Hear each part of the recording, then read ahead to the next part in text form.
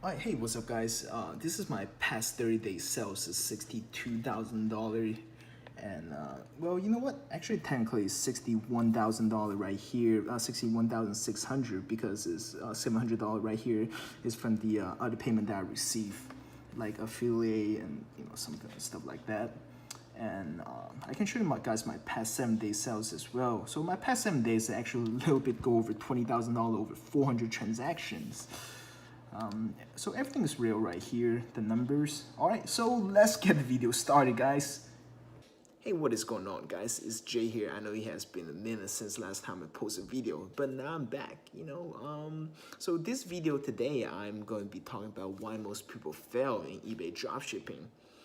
And it's going to be a great information for most of the people, especially eBay dropshipping newbies, all right, or people who are struggling in eBay dropshipping in general. All right, let's get started. Too many thoughts on my mind, I can't sleep at night, so I just keep writing. I don't need no help, I don't need opinions, so don't waste my time then.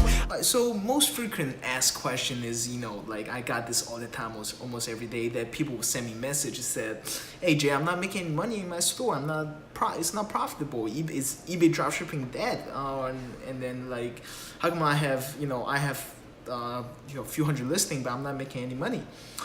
So, of course not. So, the first thing I'm gonna talk about is, really how can you build a momentum on, on listing.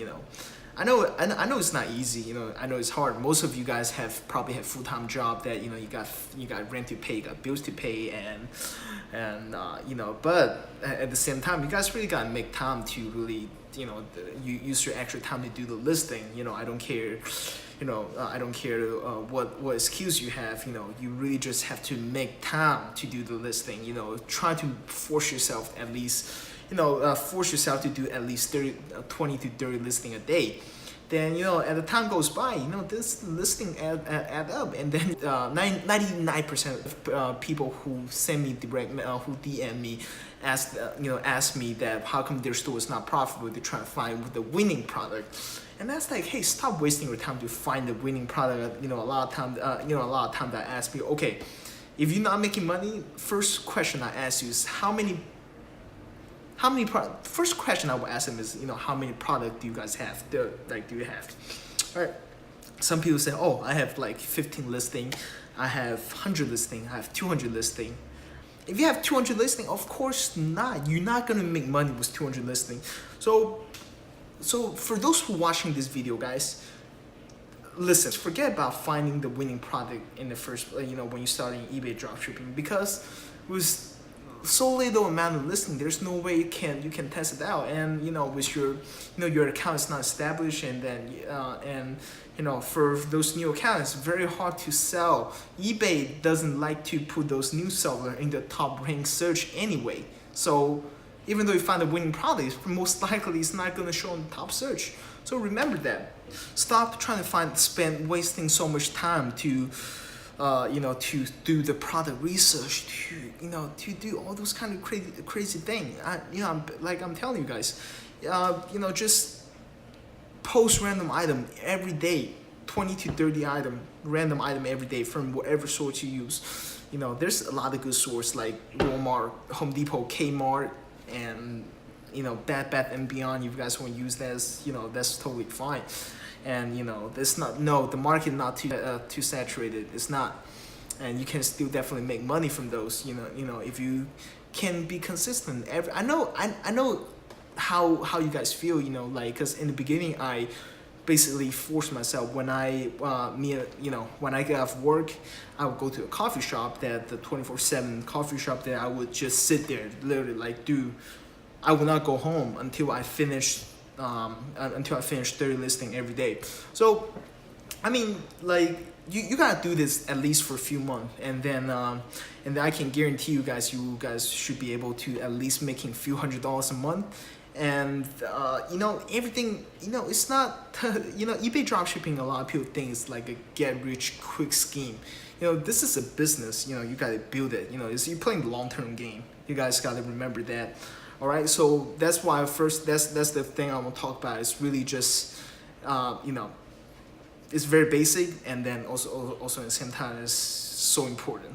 Just keep doing the listening. I'm telling you guys. All right, guys. So the second thing I think I want to talk about is feedback. All right. So a lot of eBay sellers that I see on the forum, I see on the group, that people say, "Hey, feedback's not important. It doesn't matter. People gonna buy from you." But from my point of views, I see it kind of differently. How can you provide excellent shopping experience for your shopper?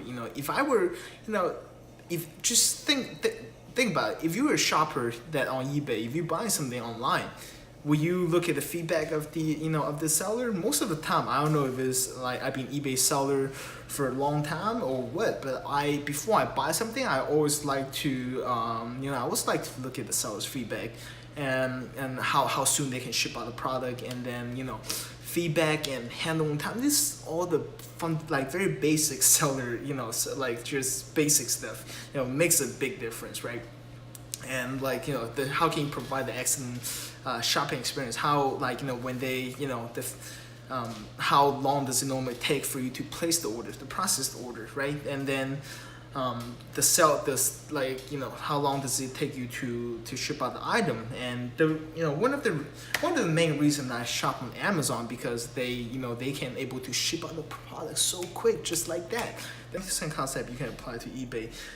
Buyer, if they buy from you, of course they like to see your review. If you got a bunch of negative reviews that showing that, hey, you take days to you take almost a week to ship out the product, you took almost 2 weeks to deliver the item, and then there's the problem. Just keep that in mind. And feedback for me, I think it definitely matters. Another thing I want to talk about is account problem. A lot of drop shipping, if you don't, for eBay drop shipping, right? Because eBay, they got very strict policies. So you gotta really how to bend the rule, or how to just go by with their rule. But most importantly, you just gotta do everything right. But I even had problem with this. So before I was working at the full-time job as well. And what happened was, I was doing eBay and also had a full-time job, a 9-to-5 full-time job. And a lot of times that when buyer open cases, and then sometimes when buyer open the cases, and then for example the open return case, and I forgot to send out a label, and then I forgot to send out a label, and eBay sometimes they would just if you don't send out a label, they will automatically close out the case for the buyer in buyer's favor, and then boom, you lost the item and you lost the money. It's if you're not able to respond to the case on time.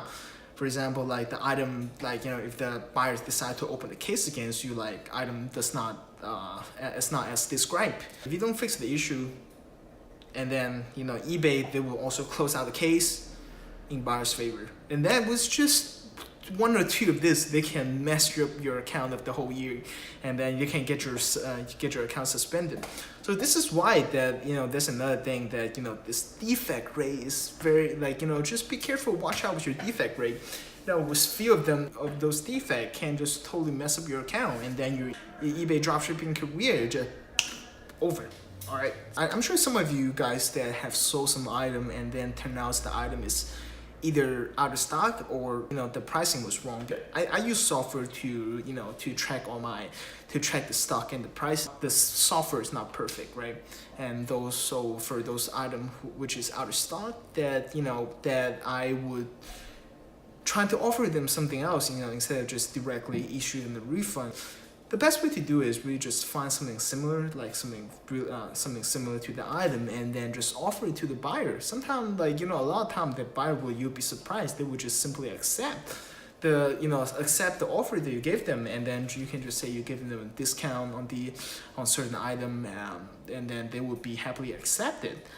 Or some item you could be the price could be wrong that you sold it to. You could lost money on certain item. But for me, how I handle this situation is I normally sometimes would take a loss on some deals. It's better than having bad feedback. Let's say you cancel their order.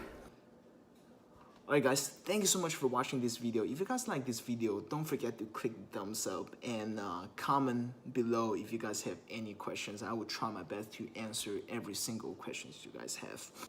Peace.